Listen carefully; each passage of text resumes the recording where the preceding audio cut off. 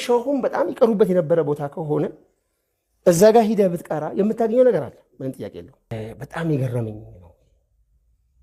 ስሜ ፋጡማ እባላለሁ አለ። ማናት?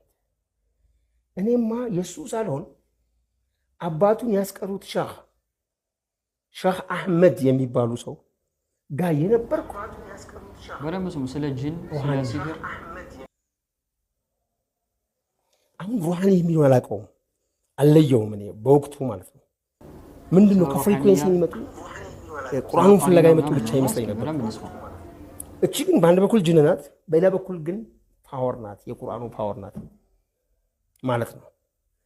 ሼኹ አባቱን በጣም ይወዱት ስለነበር ወደ አባቱ ተዛወርኩኝ እኔ። አባቱ ሲሞት ግን ይህን ልጅ የመጠበቅ ግዴታ ተሰጠኝ። ልጁ ግን ይንቀጨቀጫል። ብዙ ሰዎች ሲህር ሊያደርጉበት ይፈልጋሉ። በተለይ ጎረቤቱ ላይ እከሊት የምትባል ሴት ላቃትም ሌላ ሀገር ነው ልጅ ነበራት፣ አብሮ ይማራሉ። ብዙ ጊዜ ትላለች ሴትዮዋ ምግብ አዘጋጅታ ስትጠራው አሰናክ እያስቀረው ነበር እንዳይበላ። አንድ ቀን ግን በላ ከምስር ጋር። እንደው በኋላ ጠይቀው እሱን ራሱ የበላበትን ቀን ያስታውሰዋል። ያነት ሆድ ቁርጠት ይዞት እና ሰማው። አሁን ያኔ መስማት ነው ነገር ያለው ባህሪ ነው። ስሰማ ሰማለሁ። ምንድነው የሚለውን ቀጥቅጥ ብሎ ነው በደንብ ማስተነትነው ማለት ነው። ከዛ ስላት እኛ በቃ እኛ አሰቃየን አልጠበቅ አለን ነው ኸይረኛውን ፍሪኩዌንሲ መጥራት ከበደው። በዛ አቅጣጫ መገኘትን ነው የሚፈልጉት። አሁን መጥራትን አይፈልጉም እነሱ። ይሄ ነው ቅድም የሼኹ ባለፈው ቪዲዮ ላይ ሩሃንየው ይመራሃል፣ ይሄ አያስገድዱም። እነዚህ የሩህ ዓለሞች አሁን በደንብ ስንተነቱን ማስገደድ ባህሪ የላቸውም፣ ይጎተጉተዋል ግን። አዎ ነገር ግን አደጋ ላይ ትወድቅ ስትል ያሰናክሉሃል እንዳትሄድ ያለት። ስለዚህ አሁን አንዳንዴ ሰዎችን ግራ የሚያጋባ ጥያቄ ጠይቃለሁ።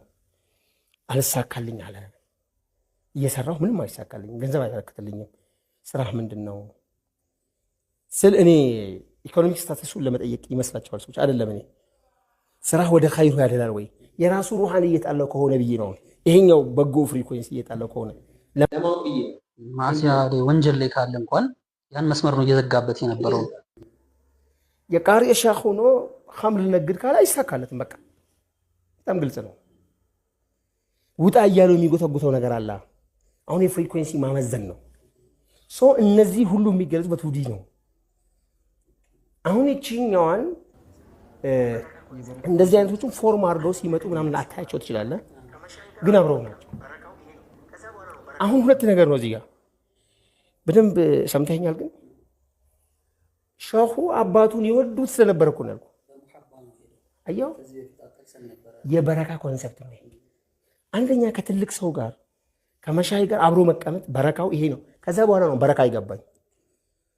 በረካ ማለት አንድ ሰው ሲወድህ የሚሰጥህ ነገር አለ በመውደዱ ብቻ። አንተም የሆነ ነገር ስታደርግለት በቃ በረካ ማለት ይሄ ነው። በቃ ተበሩ እንዲህ ይሁንልኝ ብለህም አይደለም፣ በቃ አንተ ማድረግ ነው የሚጠበቅብህ። ሼኹም በጣም ይቀሩበት የነበረ ቦታ ከሆነ እዛ ጋር ሂደህ ብትቀራ የምታገኘው ነገር አለ። ምንም ጥያቄ የለው። ሸረኛውም ጋር እንደዛ አብረህ ካዋልክ